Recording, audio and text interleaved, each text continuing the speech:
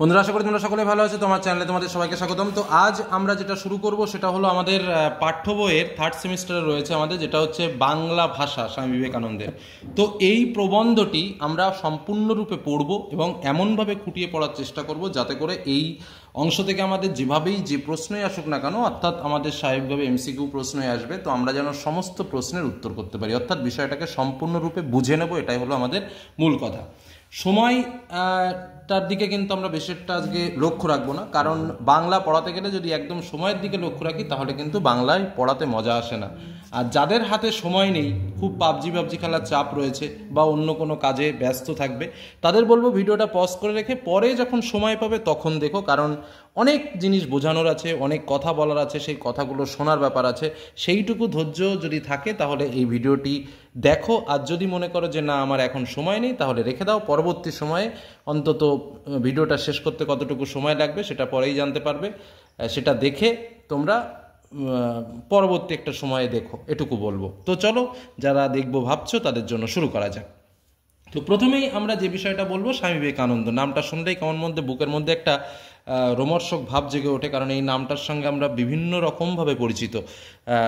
কারো বা গুরু, কারো বা মানে পথপ্রদর্শক, এক এক রূপে ইনি পূজিত হন আমাদের, বিশেষ করে বাংলা সমাজের মধ্যে।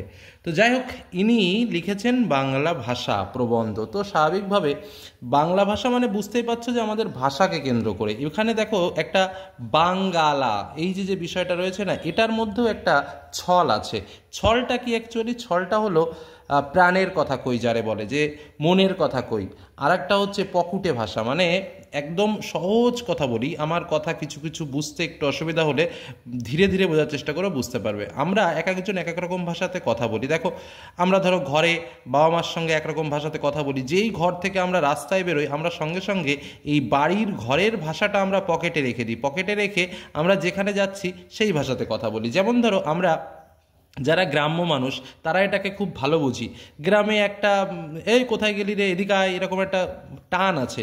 কিন্তু যেই আমরা সেইটা নিয়ে যখন আমরা ঘর থেকে বাইরে বেরিয়ে যাচ্ছি, তখন কিন্তু একটা অন্যরকম, এই তুমি কোথায় গিয়েছিলে রে, এদিকে এসো, মানে একটা মানে টান কিন্তু কথার অন্যরকম। এই যে বিষয়টা, অর্থাৎ একটা গেয় ভাষা বা আমার মনের ভাষা বা আমার প্রাণের ভাষা, আর একটা হচ্ছে পকেটের ভাষা, যে ঘর থেকে বেরোনোর সময় পকেট থেকে ভাষাটা বের করে নিই, আবার যখন এখান থেকে ঘরে ঢুকি তখন পকেট থেকে আবার আমার যেটা মনের ভাষা সেই ভাষাটাকে নিয়ে আমরা পথ চলি। এই দুটো ভাষার মধ্যে কিন্তু স্বামী বিবেকানন্দ দেখিয়েছেন ভাষা সেটাই হওয়া উচিত যেটা মনের ভাষা, যেটা আমার প্রাণের ভাষা। এবং সেই ভাষাকেই গুরুত্ব দেওয়ার জন্য কিন্তু এরকমই একটা নামকরণ এসেছে, যার নাম হচ্ছে বাংলা ভাষা। অ্যাকচুয়ালি আমরা যদি এটাকে বাংলা বলতাম তাহলে কিন্তু একটা অন্যরকম লাগতো, কিন্তু দেখো কি হচ্ছে বাঙ্গালা, কেমন যেন বাঙাল থেকে কথাটা এসেছে বাঙ্গালা, তাই তো? এই কারণেই কিন্তু এই নামকরণটা এসেছে, কারণ নামকরণটা দেখে কিন্তু অনেক রকম ভাবনা চিন্তা হতে পারে যে এরকম কেন নাম। তো বিষয়টা হচ্ছে এরকম, কারণ আমরা বাংলা শব্দটা যেটা ব্যবহার করি সেই শব্দটা কিন্তু সুন্দর শব্দ, কিন্তু বাঙ্গালা, এই যে অ্যাকচুয়াল উচ্চারণ দেখো বাঙ্গালা, মানে এই যে উচ্চারণটা যখন আমরা উচ্চারণ করি তখন সেটা যেন একদম একটা, মানে আমাদের তো অ্যাকচুয়ালি সেই ডারউইনের বিবর্তনবাদে যেমন হয়েছে, ধীরে ধীরে ধীরে ধীরে বর্তমান মানুষের পরিস্থিতিতে এসছে, তো আমাদের ভাষাটাও কিন্তু তাই। মানে দেখা যাচ্ছে আমার বাপ কাকা তার বাপ কাকা এরকমভাবে কথা বলতে বলতে আধুনিক হতে হতে হতে হতে আমরা এমন একটা পর্যায়ে এখন এসছি যে বাংলাটাকে বাংলা উচ্চারণ করছি, মানে আমরা আধুনিকতার ছোঁয়া পাচ্ছি আস্তে আস্তে। বিষয়টা হচ্ছে এরকম। তা বিবেকানন্দ যখন লিখছেন তখন কিন্তু এই বাংলা ভাষার কথাটাই তিনি বলছেন, যেটা তার মনের ভাষা, প্রাণের ভাষা, বুকের ভাষা। এই কারণেই কিন্তু এই প্রবন্ধের নাম হয়েছে বাংলা ভাষা।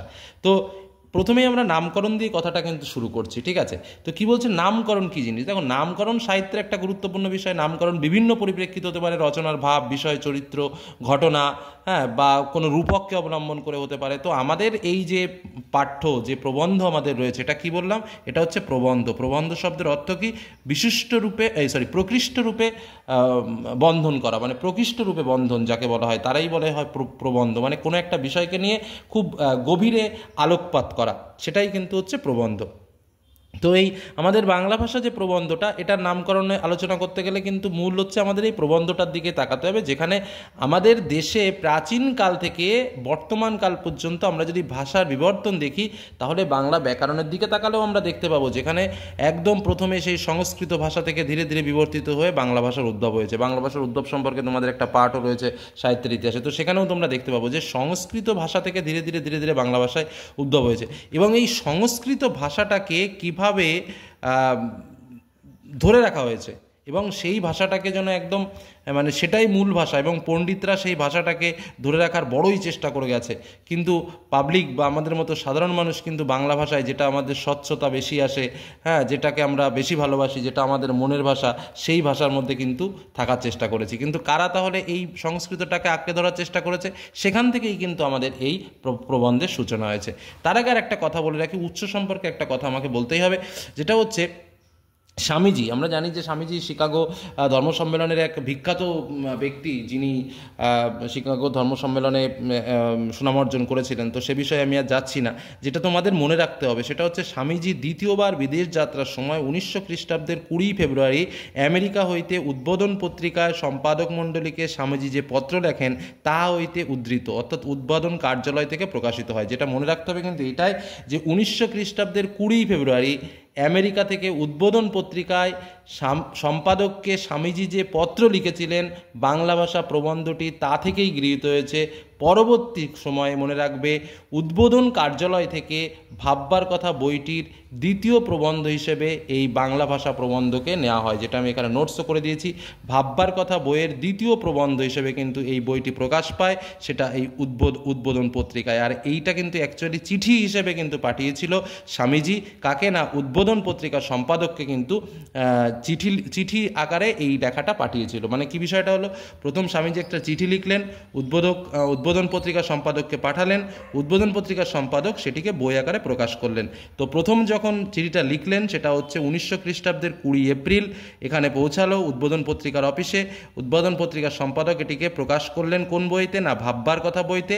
আর ভাববার কথা বইয়ের দ্বিতীয় যে প্রবন্ধ, সেই দ্বিতীয় প্রবন্ধটা হলো বাংলা ভাষা। বোঝা গেল কি বললাম? এটাই কিন্তু মূল বিষয়। এবার চলে আসবো আমরা আমাদের মূল আলোচনায়, বা মূল যে প্রেক্ষাপট রয়েছে সেই প্রেক্ষাপটে। কি বলছে দেখো, পরপর আমরা আসি।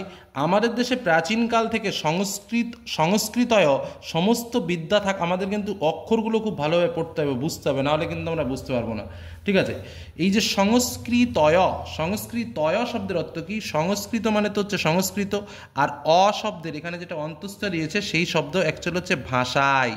কি বললাম? ভাষায়, অর্থাৎ সংস্কৃতয় মানে সংস্কৃত ভাষায়। তাহলে কি বলছে, আমাদের দেশের প্রাচীনকাল থেকে সংস্কৃত ভাষায় সমস্ত বিদ্যা থাকার দরুন বিদ্বান এবং দরুন মানে কি? দরুন মানে হেতু বা কারণ। কি বললাম? হেতু বা কারণ।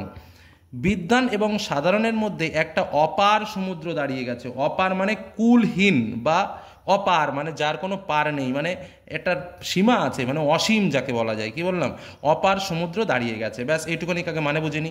তার মানে কি, প্রাচীনকাল থেকে সংস্কৃত ভাষায় সমস্ত বিদ্যা থাকার জন্য, সব ভাষায় সংস্কৃত, যাই পড়ি না কেন সংস্কৃত, বিদ্বান এবং সাধারণের মধ্যে। কারণ কি, সাধারণ মানুষ তো এই সংস্কৃত ভাষাকে বেশি পরিমাণ রপ্ত করতে পারেনি, কিন্তু যারা বিদ্বান, যারা বিশেষ করে যাদের বলতে হয় একটু ব্রাহ্মণ পণ্ডিত সম্প্রদায়ের লোক আছে, তারা কিন্তু এই সংস্কৃতটাকে একদম মানে গ্রহণ করে নিতে পেরেছে। কিন্তু সাধারণ মানুষ কিন্তু এই সংস্কৃত ভাষাটাকে আয়ত্ত করতে পারেনি, যার জন্য দুজনের মধ্যে বা দুটো সম্প্রদায়ের মধ্যে, এই যারা এখানে সম্প্রদায় বলতে কিন্তু আমি জাতি বিন্যাসের কথা বলিনি, দুটো বিন্যাসের কথা বলেছি। একটা হচ্ছে যারা বিদ্বান সম্প্রদায়, আর একটা হচ্ছে যারা পড়াশোনা করতে পারেনি। তো যারা একবার সংস্কৃত শিখে গেছে তারা তো পণ্ডিত, আর যারা সংস্কৃত শিখতে পারেনি তারা তো একদম পেছনের সারি হয়ে গেছে।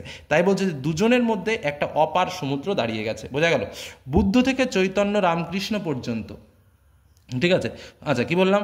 বুদ্ধ থেকে চৈতন্য রামকৃষ্ণ পর্যন্ত যারা লোকহিতায় এসেছেন তারা সকলেই সাধারণ লোকের ভাষায় সাধারণকে শিক্ষা দিয়েছেন। কি বলছে দেখো, এই কথাটা কিন্তু মানে বুঝতে হবে। বলছে বুদ্ধ থেকে চৈতন্য রামকৃষ্ণ পর্যন্ত। বুদ্ধ মানে কি? আমরা সবাই জানি যে বুদ্ধ মানে হচ্ছে তোমাদের ওই কি বলে গৌতম বুদ্ধ, আর চৈতন্য মানে শ্রী চৈতন্য, আর রামকৃষ্ণ মানে রামকৃষ্ণ পরমহংসদেব। প্রত্যেকেই তারা লোকহিতায় এসেছেন।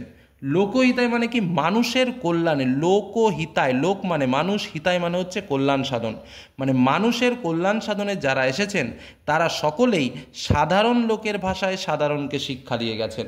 কেউ কিন্তু সংস্কৃত ভাষায় এসে শিক্ষা দিয়ে যায়নি, বা কঠিন ভাষাতে এসে কিন্তু শিক্ষা দিয়ে যায়নি। সবাই একদম যা সাধারণ মানুষ বোঝে সেই ভাষায় কিন্তু শিক্ষা দিয়ে গেছে।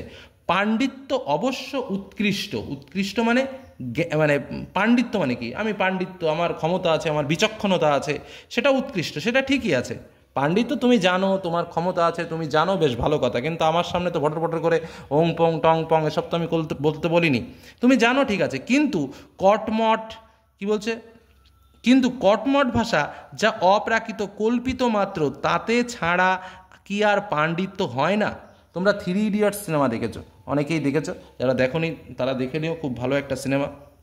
তো একটা লাইন আমার খুব ভালো লাগে, সেই তোমরা যারা দেখেছো তারা খুব ভালো করে জানবে, আমি এবার হিন্দি কম পারি।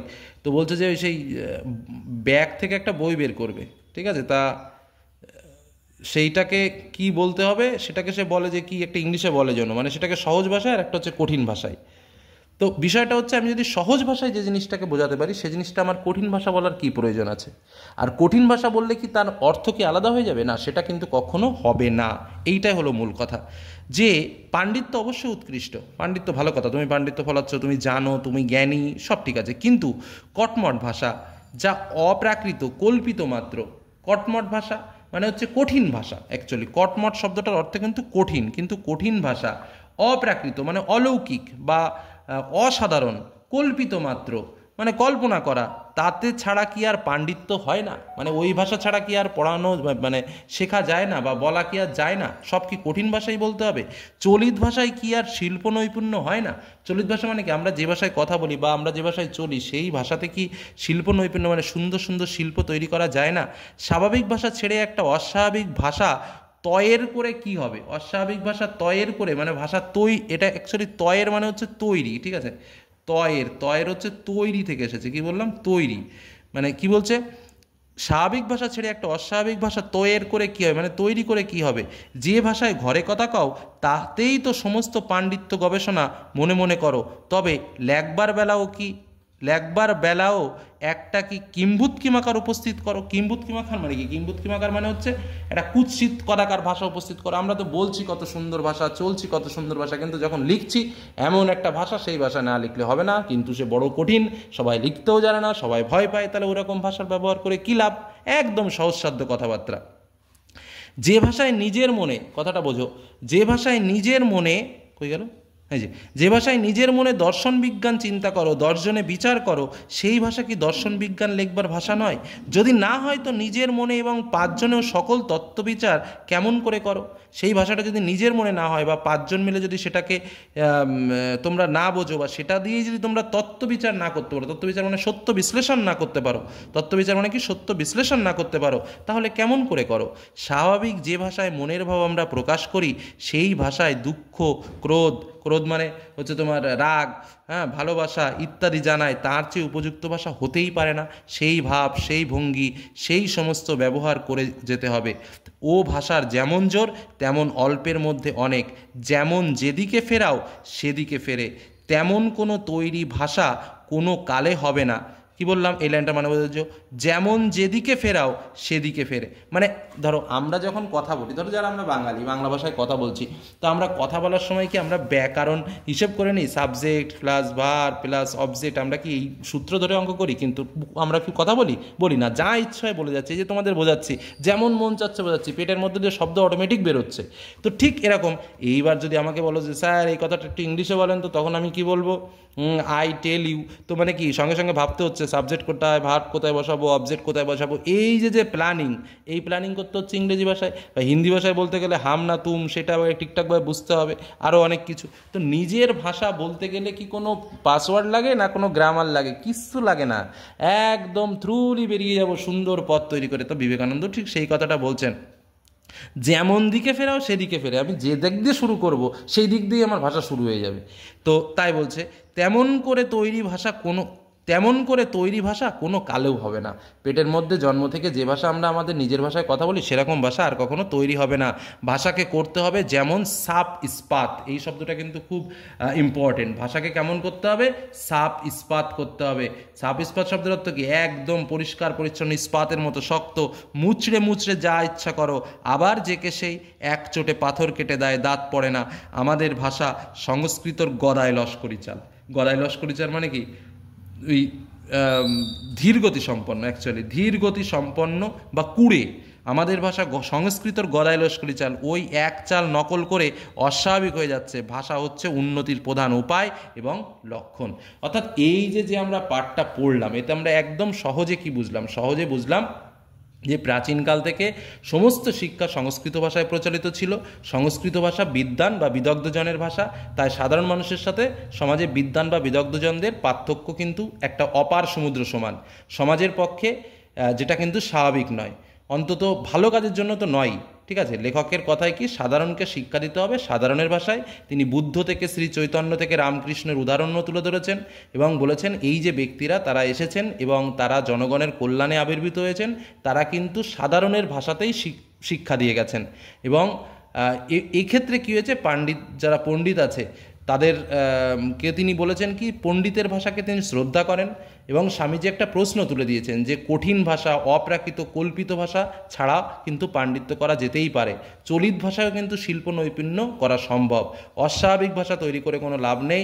আমরা প্রতিদিন জীবনে যে ভাষাতে কথাবার্তা বলি, সেই সমস্ত যে ভাষাতে আমরা গবেষণা করি, চিন্তা করি, কোনো কিছু লিখবার বেলায় আমরা কেন সেই ভাষা ব্যবহার করব না? আমরা কেন কিম্বুত কুমাকার একটা অদ্ভুত ভাষা ব্যবহার করব? এবং তিনি এ প্রসঙ্গে আরও বলেছেন যে ভাষায় আমরা দর্শন বিজ্ঞান চিন্তা করি, দর্শনে বিচার করি, ঠিক আছে, বিজ্ঞান লেখা যায় না কেন সেই ভাষাতে? সেই ভাষাতে তো আমরা বিজ্ঞান লিখতেই পারি, দর্শন আমরা লিখতেই পারি। যদি সেটা না হয়ে থাকে তাহলে কি হয়? পাঁচজনের সকল তত্ত্ব কিন্তু বিচার করা যাবে না, সকল মনের কথা কিন্তু বোঝা যাবে না। এবং লেখকের কথায় আরও একটা কথা, যে ভাষায় আমরা মনের ভাব অর্থাৎ দুঃখ, রাগ, ভালোবাসা ইত্যাদি প্রকাশ করি, তার চেয়ে উপযুক্ত ভাষা আর হতে পারে না। এই ভাষা জোর আছে এবং এই ভাষা অল্পের মধ্যেই অনেক। এবং এই ভাষা হচ্ছে নমনীয়, যেদিক থেকে যেমন খুশি তেমন নড়াচড়া করানো যায়। এবং ভাষাকে হতে হবে সাপ ইস্পাতের মতো, মানে মুচড়ে মুচড়ে যা ইচ্ছে তাই করো এবং আবার পূর্বের অবস্থায় যেন সে ফিরে আসে। এক চোটে যেন পাথর কেটে দেয়, কোনো দাঁত না পড়ে, মানে একদম সলিড ভাষা যারে বলা যায়। তো বলছে এই যে এলেনটা মানে এক চোটে পাথর কেটে দেয়, দাঁত না পড়ে। বোঝা গেল?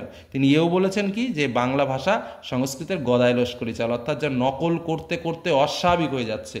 যে কোনো ভাষা উন্নতির প্রধান উপায় হলো লক্ষণ। আর গদায় লস্করি চাল শব্দের অর্থ কি? ধীরগতি সম্পন্ন বা কুড়ে। এখানে তিনি যে প্রসঙ্গে ব্যবহার করেছেন সেটা হচ্ছে মানে বাংলা ভাষা সংস্কৃতের গদায় লস্করি চাল, অর্থাৎ যা নকল করতে করতে অস্বাভাবিক হয়ে যাচ্ছে। তাই বলছে যে কোনো ভাষার উন্নতির উপায় বা লক্ষণ হচ্ছে ভাষা। যে কোনো বিষয়ে যে কোনো ভাষা হচ্ছে উন্নতির উপায় এবং লক্ষণ। ঠিক আছে, তারপরে দেখো পরের, যদি বলো ও কথা বেশ। আচ্ছা,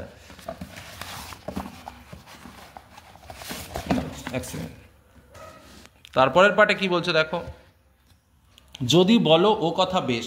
কি বলছে? যদি বলো ও কথা বেশ। এই কথাটার মানেটা কি? এই কথাটার মানে কেমনভাবে বলতে? যদি বলো যে ভাষায় ভালো হয়ে থাকে, ঠিক আছে, তবে কি বলো? যদি বাংলা ভাষায় ভালো হয়ে থাকে, কথাটা মানে বুঝবে। আগে শেষ করি। তবে বাংলাদেশের স্থানে রকমারি ভাষা কোনটি গ্রহণ করব? একদম ঠিক।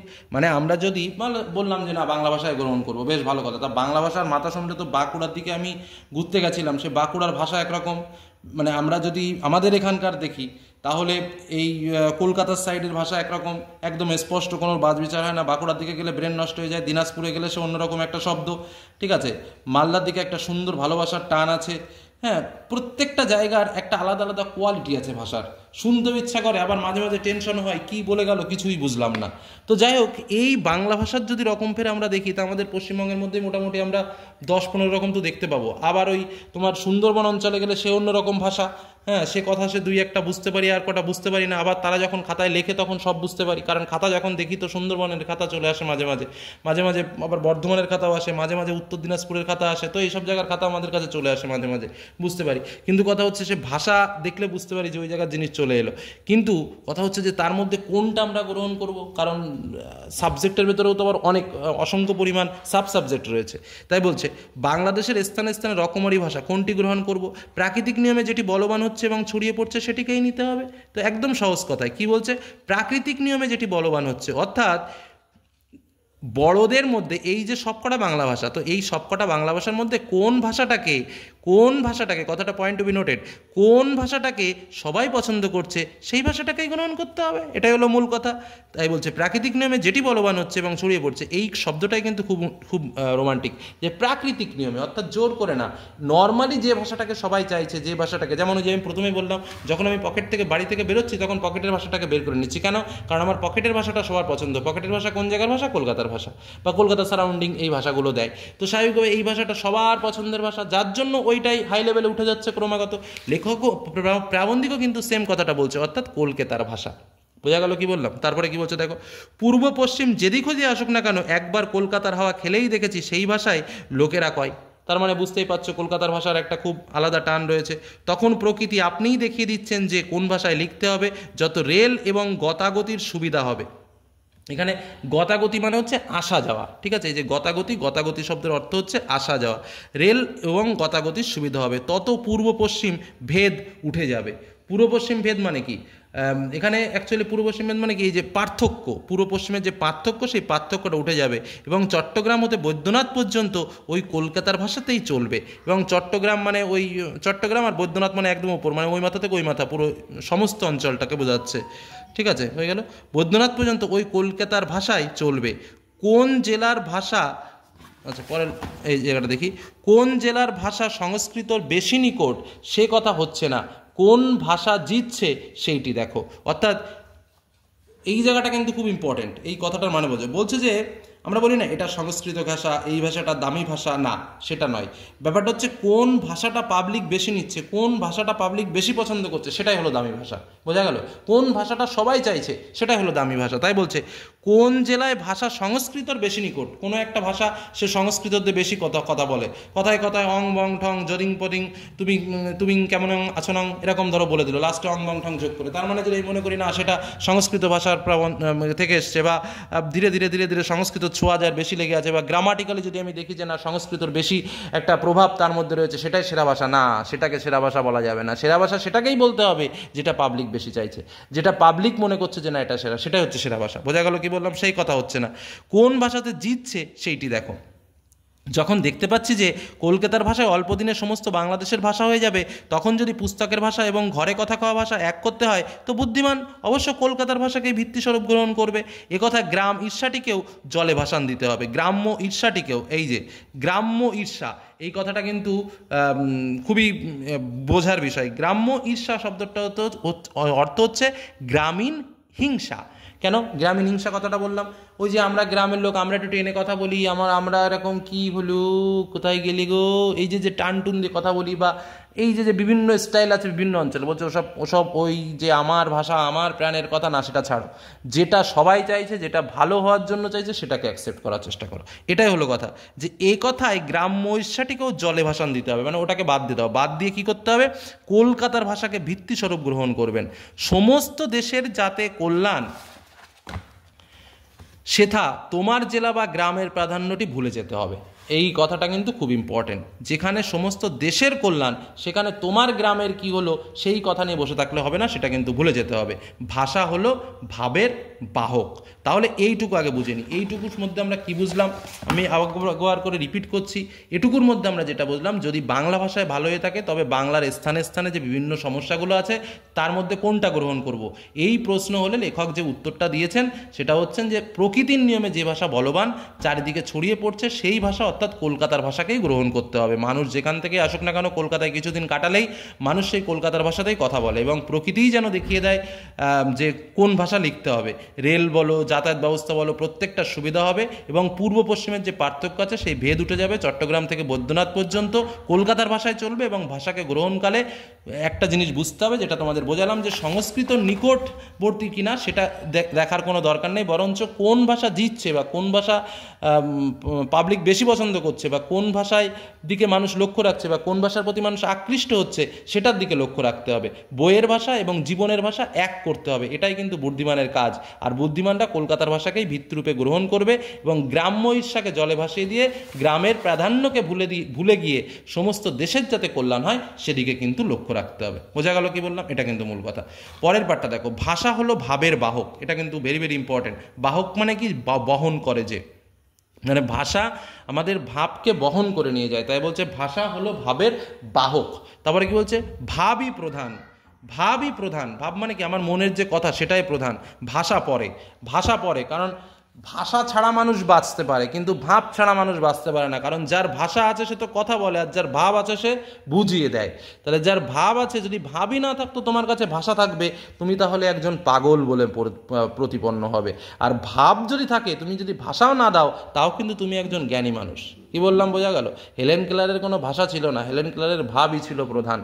কারণ সে কালা ছিল, বোবা ছিল, আবার চোখেও দেখতে পারতো না। তাহলে কি? তার ভাবই ছিল প্রধান, তার কিন্তু কোনো ভাষা ছিল না। তো সেটাই হলো কথা, ভাবই প্রধান, ভাষা পরে।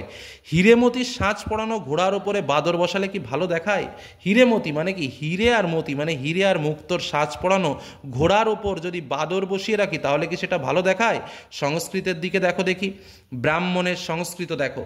ঠিক আছে, কি বললাম? হিরেমতি মানে হীরক মুক্তোর সাজ পরানো ঘোড়ার উপরে, মানে এটা ঘোড়া, তার উপরে হিরে মুক্তো দিয়ে তৈরি করা, তার উপরে একটা বাদরকে বসিয়ে দিয়েছি। সেটা কি দেখলে ভালো লাগবে? সেটাকে দেখতে কিন্তু কোনোদিনও ভালো লাগবে না। তাই বলছে সংস্কৃতের দিকে দেখো দেখি, ব্রাহ্মণের সংস্কৃত দেখো। সবর স্বামীর মীমাংসা ভাষ্য দেখো, বলছে ব্রাহ্মণরা সংস্কৃত পাঠ করে, তাদের যে কথাবার্তা, তাদের যে অ্যাটিচিউড, তাদের যে উচ্চারণ, সেগুলো দেখো। সবর স্বামীর মীমাংসা ভাষ্য দেখো। সবর স্বামী কি? এটা হচ্ছে জৈমিনীর পূর্ব মীমাংসা সূত্রের একজন ভাষ্যকার। মনে রাখবে, ইনি খ্রিস্টীয় শতাব্দীর প্রথম দিকে, পতঞ্জলি মহাভাষ্যের পরে এবং বাদশায়নের আগে। কি বললাম?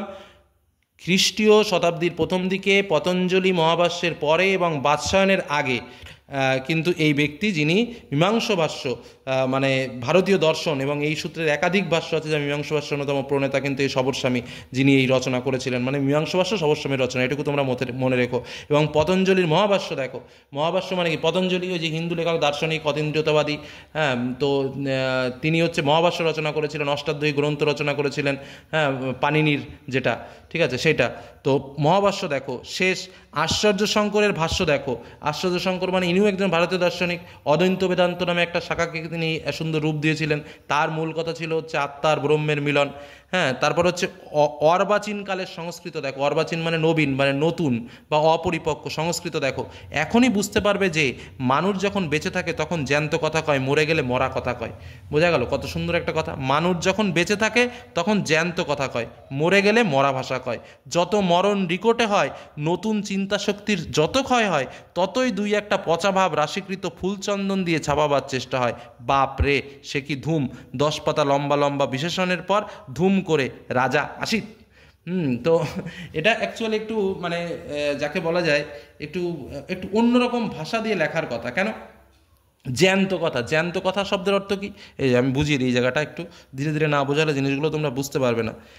মানুষ যখন বেঁচে থাকে তখন জ্যান্ত কথা কয়। জ্যান্ত কথা মানে একদম স্পষ্ট, সরাসরি কথা বলে, এটা শরীরের বেগ থাকে, তাই বলছে অত্যন্ত স্পষ্ট এবং উৎসাহপূর্ণ কথা বলে। মরে গেলে মরা ভাষা কয়। মরা ভাষা মানে কি? যে ভাষা ক্রমশ ক্ষয় পাচ্ছে তাকে বলা হয় মরা ভাষা। মানে মানুষ মরে গেলে মানে কি? আমি যদি ভালো জিনিসকে গ্রহণ করতে পারি তাহলে আমি জ্যান্ত, আর আমি যদি ভালো জিনিস গ্রহণ করতে না পারি তাহলে হচ্ছে আমি মৃত লোক। একদম পরিষ্কার কথা, নলেজ ইজ পাওয়ার, তাই তো? উইকনেস ইজ ডেথ, আমাদের বিবেকানন্দের যে ভাষা, সেই ভাষাতে। তো বলছে মানুষ যখন জীবন্ত থাকে তখন জ্যান্ত কথা কয়, আর মরে গেলে মরা ভাষা কয়। বোঝা গেল? মানে মরে গেলে মরা ভাষা মানে বুঝতে পারছো তো কি বললাম? যত মরণ নিকট হয়, নতুন চিন্তা শক্তির যত ক্ষয় হয়, আমি যত মৃত্যুর কাছে এগিয়ে যাব, তত আমার নতুন তৈরি করার ক্ষমতাটা আস্তে আস্তে কমে যাবে। আমার নতুন তৈরি করার ইচ্ছা থাকবে না। মানে আমি যদি ইয়ং হই তাহলে কী ভাবি? এটা করবো, এটা করবো, এটা করবো, এটা করবো, এটা করবো, অনেক কিছু করে ফেলবো, হ্যাঁ, এবং করার চিন্তা থাকে। আর যদি যখন আমি বৃদ্ধ হয়ে যাবো তখন না, থাক, ভালো লাগছে না, এটা আর করবো না, এই আর পেরে উঠবো না, এই আর করতে পারবো না, এটা আর করতে পারবো না। এই যে রোগটা, এই রোগটাকে বলা হচ্ছে ক্ষয় রোগ। তাই বলছে মরণ যত নিকট হয়, নতুন চিন্তা শক্তি যত ক্ষয় হয়, ততই দুই একটা পচা ভাব রাশিকৃত ফুলচন্দন দিয়ে ছাপাবার চেষ্টা হয়। তখন কি করব? আর তো সেই নতুন উদ্ভাবনী শক্তি নেই, তখন ওই পুরনো পুঁথি কেটে কয়েকখানা কঠিন কঠিন শব্দ ব্যবহার করে একটা কাজ করার চেষ্টা করি। তাই বলছে, ছাপাবার চেষ্টা হয়। বাপ রে, সে কি ধুম, 10 পাতা লম্বা লম্বা বিশেষণের পর ধুম করে রাজা আসিত। এই রাজা আসিত মানে কি, আহা আহা হা, কি পাঁচোয়া বিশেষণ, কি বাহাদুর সমাস, কি শ্লেষ, ওসব মরার লক্ষণ। তোমরা এর আগে আদরিণী গল্পটা পড়েছো। আদরিণী গল্পতে তোমরা একটা উপমা পড়েছো, সেই যখন ওই ভুলে যাচ্ছি, সেই একটা পুরো সম্পূর্ণ নাম আছে, সে কত, মানে একটা নামের আগে 14খানা অলংকার ব্যবহার করা, অলংকার ব্যবহার করে তাকে, হ্যাঁ বাবু, বাবু, শ্রীযুক্ত, বাবু, তারপরে আরও মহান, আত্মজ, এরকমভাবে দিয়ে ঠিক একটা করে তারপরে রাজা আসিত, মানে কি রাজাকে নিয়ে এতই অলংকার দিয়ে রাজাকে সাজিয়ে দিলাম, মনে হচ্ছে রাজা সেখানেই বিশেষায়িত হয়ে গেল। তো বিষয়টা হচ্ছে তাই, যে লম্বা বিশেষণের পর দুম করে রাজা আসিত, কি পাঁচোয়া বিশেষণ, মানে এত প্রকার বিশেষণ, কি বাহাদুর সমাস, কি শ্লেষ, ওসব মরার লক্ষণ। বলছে এই ধরনের উপমা, এই ধরনের অলংকার, সেগুলো হচ্ছে মরার লক্ষণ। যখন দেশটা উচ্ছন্ন যেতে আরম্ভ হলো, তখন এইসব চিন্তা উদয় হলো। শুধু ভাষায় নয়, সকল শিল্পেতেই এলো, সব জায়গায় এই অবস্থা। বাড়িটা না আছে ভাব, না ভঙ্গি, থামগুলোকে কুদে কুদে করে সারা করে দিল। কি বলল, বাড়িটার দেখো, আমি বাহাদুর সমাস, আমি শব্দগুলোর কিছু কিছু অর্থ বুঝে নিই। আহা হা, কি বললাম, প্রথমটা হচ্ছে কি পাঁচোয়া বিশেষণ। পাঁচোয়া বিশেষণ মানে গুরু গম্ভীর, মানে প্যাঁচোয়া, প্যাঁচোয়া মানে জিলেপির পেঁয়াজ বলে না, সেই প্যাঁচোয়া। পেঁচোয়া বিশেষণ মানে হচ্ছে গুরু গম্ভীর বিশেষণ। বাহাদুর সমাস মানে দীর্ঘ সমাসবদ্ধ পদ, অনেক বড় বড় পদ। কি শ্লেষ মানে একাধিক অর্থে একই শব্দের ব্যবহার। ওসব মরার লক্ষণ, মানে এগুলো হচ্ছে খারাপের লক্ষণ, ধ্বংসের লক্ষণ। যখন দেশটা উচ্ছন্ন যেতে, মানে পতনের দিকে যেতে আরম্ভ করলো, তখন এইসব চিহ্ন উদয় হলো, মানে ওই যে ক্ষয়রোগ যাকে বলা হয়, সেই ক্ষয়রোগ। ঠিক আছে, তারপরে কি বলছে, ওটি শুধু ভাষায় নয়, সকল শিল্পেতে এলো, শুধুমাত্র ভাষার মধ্যে না, সব জায়গায় এলো। বাড়িটা না আছে ভাব, না ভঙ্গি, থামগুলোকে কুদে কুদে সারা করে দিল। ঠিক আছে, কুদে কুদে মানে কি, খোদাই করে করে, ঠিক আছে, থামগুলোকে খুঁড়ে খুঁড়ে সারা করে দিল। গয়নাটা নাক ফুঁড়ে ঘাড় ফুঁড়ে ব্রাহ্ম রাক্ষসী সাজিয়ে দিল, মানে গয়নাটা মানুষের কেমন সৌন্দর্য সাজাতে লাগে, কিন্তু গয়নাটাকে কী করলো, নাক ফুঁড়ে দিল, ঘাড় ফুঁড়ে দিল, একজন ব্রহ্ম রাক্ষসী সাজিয়ে দিয়েছে। ব্রহ্ম রাক্ষসী মানে কি, ভয়ঙ্কর রাক্ষসী সাজিয়ে দিয়েছে। পুরো মানে বিধে, আর গয়না মানে কি অলংকার, সে তো আমি বললাম। তাহলে গয়নাটা নাক ফুঁড়ে ঘাড় ফুঁড়ে মানে কি, একটা গয়না দিলে তাকে কি সুন্দর সুন্দর জায়গায় বসালেই তো সেটাকে সুন্দর লাগবে। আমি যদি সেটাকে নাক ফুঁড়ে ঘাড়ে ফুঁড়াই, ঘাড়ে ফুঁড়ে উল্টো পাল্টা জায়গায় যদি তাকে বসায়, তাকে কি হবে, একটা ব্রাহ্ম রাক্ষসী হয়ে যাবে না দেখতে জিনিসটা? তাই বলছে। কিন্তু গয়নায় লতা পাতা চিত্র বিচিত্রর কি ধুম, গান হচ্ছে কি কান্না হচ্ছে কি ঝগড়া হচ্ছে, তার কি ভাব কি উদ্দেশ্য, তা ভরত ঋষিও বুঝতে পারেন না। ভরত ঋষি মানে আমাদের প্রাচীন ভারতের ঋষি, যিনি নাট্যশাস্ত্রের রচয়িতা হিসেবে পরিচিত। আবার সে গানের মধ্যে প্যাচের কি ধুম, ঠিক আছে, মানে কি যে বলছে, সে কি আঁকাবাঁকা ডামাডোল, ডামাডোল মানে হচ্ছে গোলযোগ, 36 নারীর টান, তাই তাই রে বাপ, 36 নারীর টান মানে কি গভীর মমত্ববোধ, মানে সে বিশাল ব্যাপার। তার উপরে মুসলমান ওস্তাদের নকলে দাঁতে দাঁত চেপে নাকের মধ্যে দিয়ে আওয়াজে সে গানের আবির্ভাব। এগুলো শোধরাবার লক্ষণ এখন হচ্ছে। এখন ক্রমে বুঝবে যে ভাষা যেটা ভাবহীন প্রাণহীন, সে ভাষা, সে শিল্প, সে সঙ্গীত কোনো কাজের নয়। এখন বুঝবে যে জাতীয় জীবনে যেমন বল আসবে, তেমন তেমন ভাষা, শিল্প, সঙ্গীত প্রভৃতি আপনা আপনি ভাবময় প্রাণপূর্ণ হয়ে দাঁড়াবে। দুটো চলিত কথায় যে ভাবরাশি আসবে, তা 2000 ছাদি বিশেষণেও নাই। তখন দেবতার মূর্তি দেখলেই ভক্তি হবে, গহনা পরা মেয়ে মাত্রই দেবী বলে বোধ হবে, আর বাড়িঘর দোর সব প্রাণ স্পন্দনে ডকডক করবে। ঠিক আছে, ডকডক করে মানে আবেগ প্রমাণ হয়ে যাবে। গয়না পরা মেয়ে মাত্রই, মানে কিছুক্ষণ আগে যে পড়ালাম যে গয়না পরা যদি ব্রহ্ম রাক্ষসী, আর এখন কেমন হবে, দেবী বলে মনে হয়, যদি ঠিকঠাকভাবে পড়ায়। তারপরে কি বলছে,